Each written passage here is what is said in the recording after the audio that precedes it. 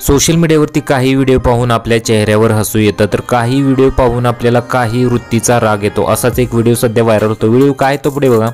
त्या अगोदर तुम्ही चॅनलवरती नवीन असाल तर जरूर सबस्क्राइब करा।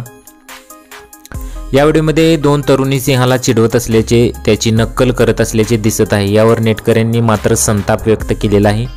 नेमकं काय घडलंय ते जाणून घेऊया।